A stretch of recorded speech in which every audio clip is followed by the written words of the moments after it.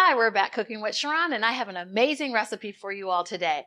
Shepherd's pie. Now, I don't know if some of you all remember growing up eating it, maybe for school lunch, or maybe, when you got older, you realized that March, usually we're celebrating a lot of Irish themed entrees. Well, of course, we got you covered at RX Catering, and I'm going to show you how to do it. It looks like a whole lot of ingredients here, but quite frankly, it's a simple recipe. It's just going to take a few steps to get to it. So let's get started. Of course, you can make shepherd's pie with ground beef. Today, I'm using 90-10 percentage. I like whenever I use ground beef to use the it's not the leanest, but it's almost close to it. So you can get 93% lean ground beef, or today, like I said, I'm using 90% and then 10% fat. So you can also use ground lamb. That's traditional or typical for a shepherd's pie. But again, I'm doing ground beef. At home, you can substitute it out for ground turkey. If you wanted to do a vegetarian version, all you have to do is use some veggie meat as well. You can use Beyond Meat, and that's a great option if you want to turn it into a vegetarian. So we have all these different ingredients here. I have a whole diced yellow onion. And then as we're going along, I'll kind of explain the seasonings that I'm going to use, but fresh parsley, fresh thyme, fresh rosemary. Of course, we have salt and pepper. I have some tomato paste, and you'll be able to see the specific full recipe if you go to the link. And then also the vegetables that are standard for shepherd's pie, peas and carrots, corn, and then potatoes, of course. That is going to be the topping. So we're going to start off. I've already, just so you know, I've already pre-boiled. This is about, I would say, I think I cut today maybe 4 potatoes, just large potatoes. We're going to mash them. I've already boiled them. And remember, when you're boiling your potatoes, make sure that your water is seasoned, meaning put some salt in it, because the potatoes are going to absorb the seasoning and the flavor. So we don't want any potatoes that are bland. We want some flavorful potatoes. So I've, like I said, already boiled these. They just came out of the water, and we're going to mash them momentarily. But we're going to do the filling first. So I've taken my ground beef, and I'm just going to take a little bit of olive oil, this is about a tablespoon and a half. And then I'm going to take my I've kind of minced these onions. They're not chopped, they're finely minced, a yellow onion, as you see here. And we're just going to cook that down so that it's translucent. And then we're going to add our ground beef. So as we're cooking that, you want to make sure that your oven is set to 400 degrees. And you're just going to saute these onions down. Actually, while that is sauteing, I'm going to add in I use fresh garlic cloves. You all know that I love garlic. Today, I actually use fresh garlic cloves we're also going to use granulated garlic too in the mashed potatoes. But this is going to be about, I guess I used maybe 4 garlic cloves today. I love it. So more is better, in my opinion. So I'm going to add this because I'm going to cook it down just a little bit. And you should have a nice fragrant aroma with the minced garlic and also your chopped or your minced onions. All right. And again, this is something that's going to be easy to duplicate, and then also it's going to be something that you can prepare for a large crowd or for a smaller group. This can be portioned out, you'll see later, and frozen. Okay, so that's cooking down nicely. I'm going to add in my ground beef. This is about 1 pound of ground beef. And we just want to, just like you'd make for maybe spaghetti or tacos or chili, we're just going to cook our ground beef down. And then also, the reason why I use a leaner type of meat, obviously there's less fat. And then with that comes less, you'll see it in the end, there's not going to be as much oil in here or fat that we're going to have to drain off, hopefully. And then you'll definitely be able to see that too when you use ground turkey. Less fat. So if you're trying to cut back on the content of fat in the your overall cooking, remember to use the leanest type of meat. I'm not a huge lamb fan. That's why I didn't use it today. I mean, I will eat it, but I prefer to use something else. Hence, we're using ground beef today. But again, like I mentioned before, you have options to kind of alter and adjust this recipe. Okay.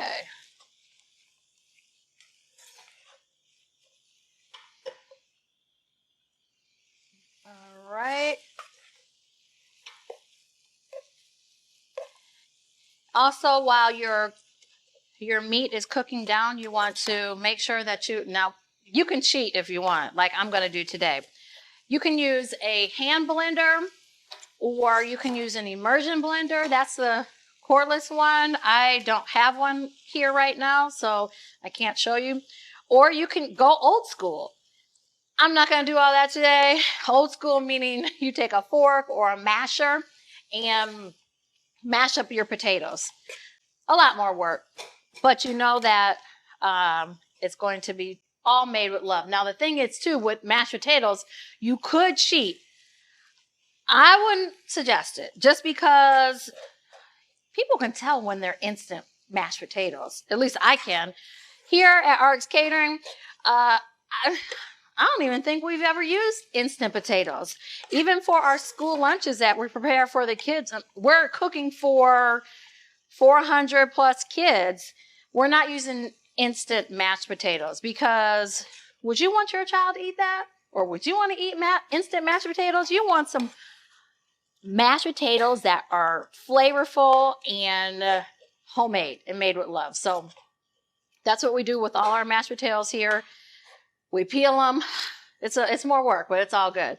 You can tell the results at the end. We peel them and we chop them, and then we boil and mash them. Actually, when we do the school big lunches, all of it's done by hand. We do use a mixer from here and there, but more or less, it's a lot of love that goes into it. So just like, well, we're not going to do it today, but it's all good because we're trying to minimize the amount of time. This is something that you could prepare ahead of time before you go off to work. Have it ready. You'll see the different stages, the meat layer, and then also the potato layer. Have it ready for when you come home and pop it in the oven. And bam, meal is served in like about 30 minutes. Okay, I'm going to cook this down. It's almost ready. And like I said before, I don't know if I went through all the ingredients. However, we have over here Worcestershire sauce, about 2 tablespoons, flour, tomato paste. I have some beef broth as well. And then I mentioned the vegetables before. All right. So I'm going to do this in kind of like 2 stages. I'm going to let that continue to cook. And I'm going to get our mashed potatoes started. This is almost ready. So you just need a bowl. And you have your mashed potatoes right here. We're just going to take them. You see they're still kind of hot. That's good because we want our butter. I took a stick of butter. Ideally, you'd want it to be a little melted or soft just because it will mix in better with your potatoes. So you're going to put the butter in, a stick of butter. And then I have, of course, some granulated garlic over here. I have half and half that we'll add in, and Parmesan cheese. And then we're just going to mix everything. I'm going to start to blend it first and then add in the half and half.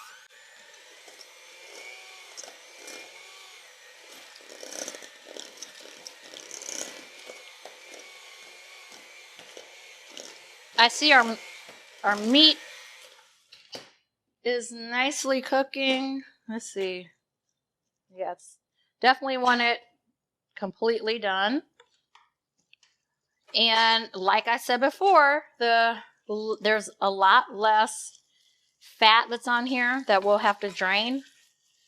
And so I actually brought over, I mean, you can do this at home over in your sink or into a container that you can throw away the fat.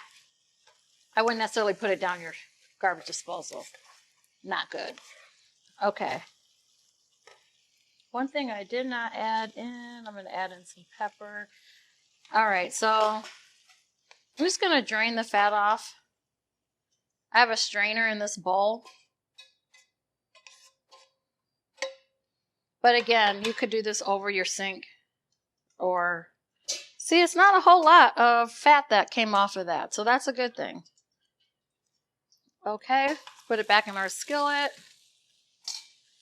And then we're going to add in, like I said, these seasonings, the rosemary. We have parsley. I'm using fresh parsley, chopped parsley. I have also thyme. Let me put in a little bit of salt. We can always add if we needed. You can't take away, so you don't want to make it too salty. All right, and then keep that there. Smells really good. Those fresh herbs. It's all about using the fresh ones. You can use the dried herbs if you like. It's just not going to be as flavorful. It'll still have flavor, but you can tell the difference between fresh and dry. Okay, so now I'm going to add in Worcestershire sauce, about 2 tablespoons, along with our tomato paste and beef broth. And we're going to let that simmer and cook, as well as we're going to add in the flour to thicken it up as well. Okay. Uh-oh. Did I run out of... I could have sworn I checked this. Oh, well, that's all right. I'm prepared. And we're back. Okay. No wonder why my flame wasn't that big. It's all good. It's all good. It's all good. Okay, so let me add in the flour. And we want to make sure that doesn't clump as well. Okay. The flour is going to thicken it up for you. And we're just going to let that simmer for about 5 minutes while we finish our mashed potatoes. Make sure you add in the corn as well as your peas and carrots too.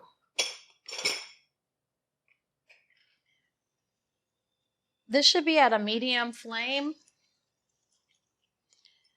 while it's simmering for about 5 minutes. You see that flour has thickened it up already. That's what you want. And you want it now to just mix all together and simmer. All right, let's finish up these mashed potatoes. Okay.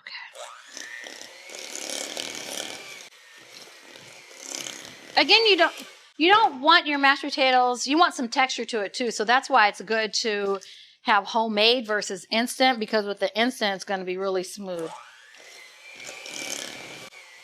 Go ahead and add in your half and half. If you don't have that, you can use heavy cream. Go ahead and add in your Parmesan cheese. And then add in a little bit of pepper and also salt. We'll taste it first. Make sure you keep an eye on your beef mixture.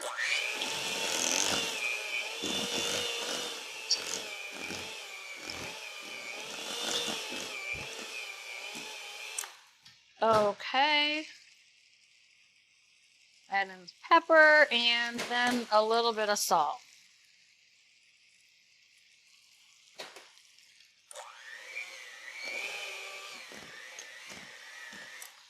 Okay.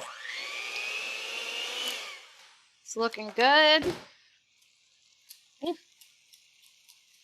Make sure you get all the potatoes off.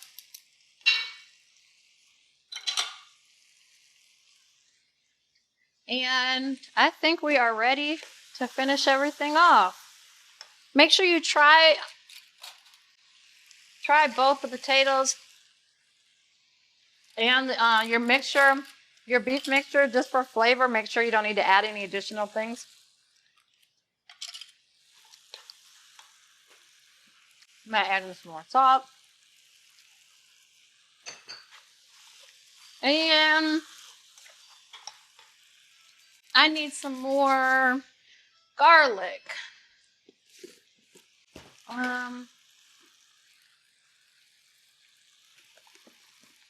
Just a little. And you know what? I actually brought over just in case to use. I like the garlic paste because it needs a little bit more flavor. Okay. And I think we are good to go. You're going to have your pan, your square pan or your rectangle pan. This looks amazing. Look at it. And let me just try it one more time after we add it in. Oh yeah, a lot better. So add in a little bit more garlic. And we'll be good to go.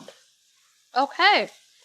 So we're going to take this mixture and put it on the bottom of our dish. Spread it out evenly. And then you're going to add the potatoes right on top. Okay.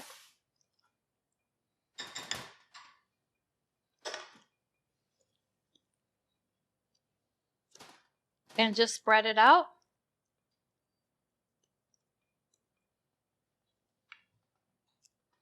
As so.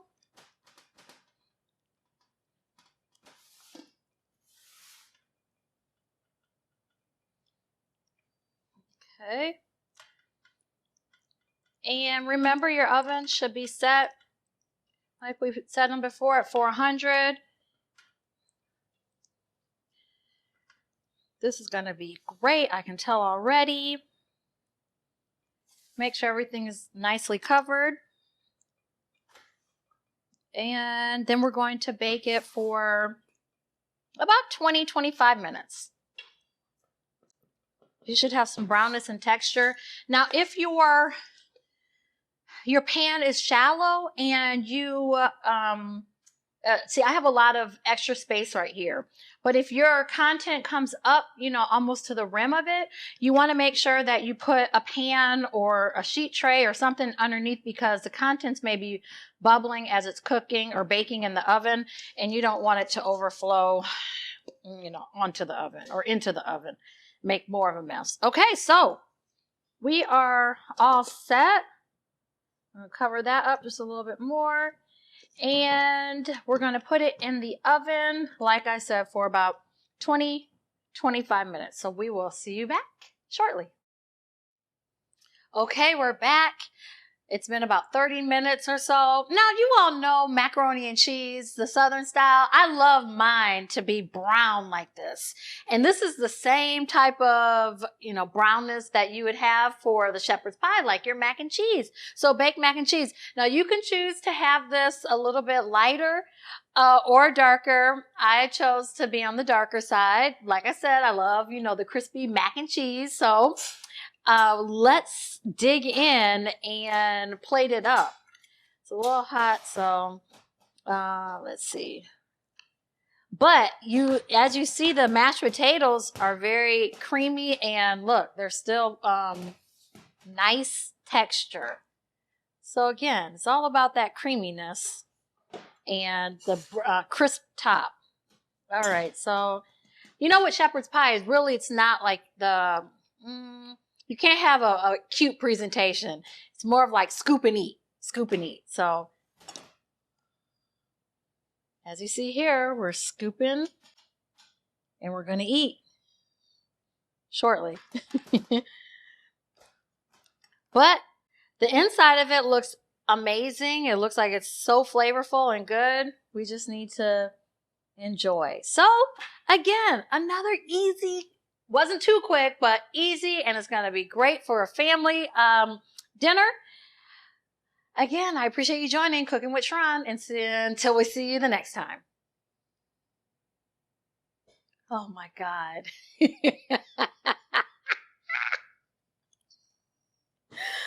I mean, it looks good.